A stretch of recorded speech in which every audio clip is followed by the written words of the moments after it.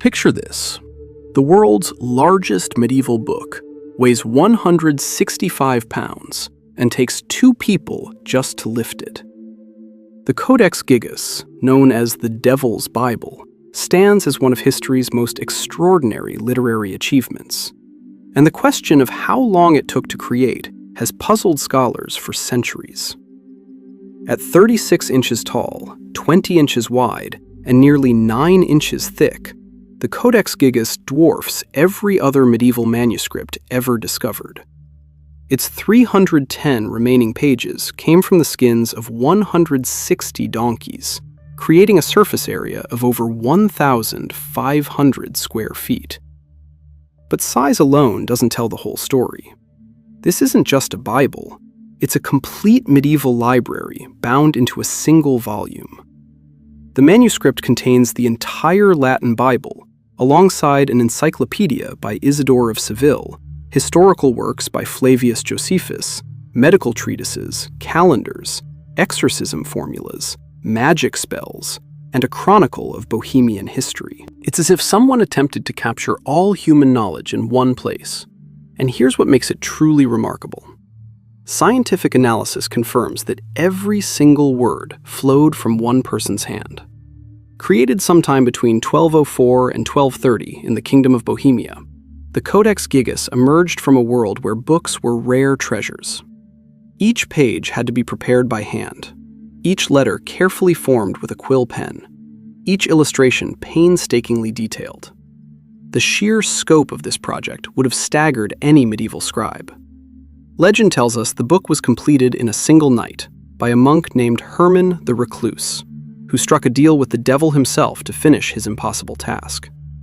The story goes that Herman, facing execution for breaking his monastic vows, promised to create a book containing all human knowledge in one night to save his life. When midnight approached and the task proved impossible, he called upon Satan for help. The devil completed the work, but demanded his portrait be included, which explains the massive, terrifying image of the devil that gives the book its nickname. But what does science tell us about how long this manuscript actually took to create? Modern paleographic analysis reveals a far different timeline. The National Library of Sweden, current home to the Codex Gigas, estimates the manuscript took at least 20 years to complete, possibly as long as 30. This calculation comes from careful study of the handwriting, ink analysis, and understanding of medieval monastic life. Paleographer Michael Gullick's research confirms that one scribe created the entire work, evidenced by consistent handwriting throughout and the use of a single type of ink made from crushed insect nests. But here's where the mystery deepens. Despite spanning decades of work, the handwriting shows no signs of aging. Your handwriting naturally changes over time. Yet this scribe maintained remarkably consistent penmanship for 20 to 30 years. Let's break down the mathematics of medieval manuscript creation. If our monk worked 6 hours per day, 6 days per week, which would be optimistic, it would take at least 5 years just to copy the text, excluding any illustrations or decorative elements. But this assumes constant work with no interruptions, no other duties, and no time for the careful planning such a project would require. In reality, a medieval monk's life revolved around prayer, communal meals, and various monastery duties. A monk might realistically dedicate only 3 hours daily to manuscript work. Under these conditions, completing the Codex Gigas would take approximately 10 years for the writing alone. And that still doesn't account for the illustrations. The manuscript contains 57 surviving capital illuminations, and that haunting, full-page portrait of the devil. Each illuminated letter required careful planning, sketching, and painting with expensive pigments. The devil illustration alone, standing nearly 20 inches tall, represents days or weeks of detailed artistic work.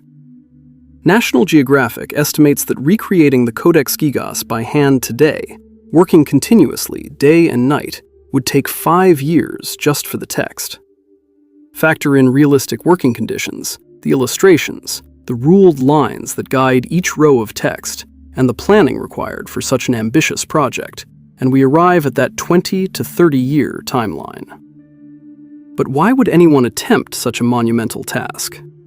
The answer lies in the medieval understanding of books as sacred objects.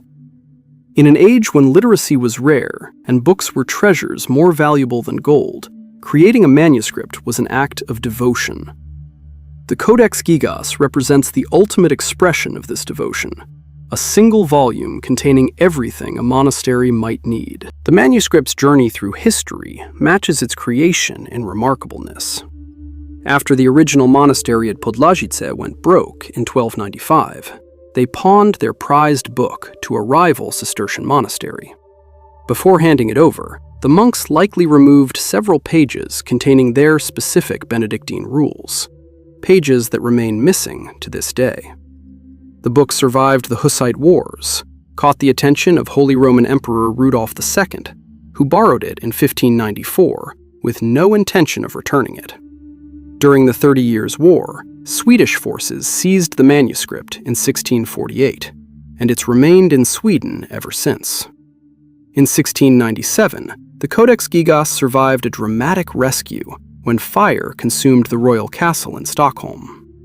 The massive book was saved by being thrown from a window, though it reportedly injured a bystander in the process. Even Swedish playwright August Strindberg couldn't resist its mystique, allegedly sneaking into the library at night to read from The Devil's Bible by matchlight, hoping to contact the underworld. The manuscript's return to Prague in 2007 marked the first time it had been in its homeland in 359 years.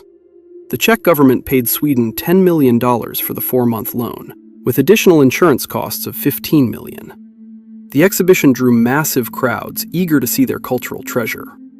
Today, the Codex Gigas rests behind bulletproof glass in Stockholm's National Library, protected from damaging UV rays in a climate-controlled environment. Every page has been digitized and made available online, allowing anyone to explore this medieval marvel. The true timeline of the Codex Gigas, those 20 to 30 years of painstaking work, makes it even more impressive than the legend of a single night. Imagine the dedication required to spend decades on one project, the faith that motivated such an enormous undertaking, and the skill needed to maintain consistent quality across hundreds of pages. This was likely the life's work of one extraordinary individual, a monk whose name may have been Herman, but whose identity remains lost to time.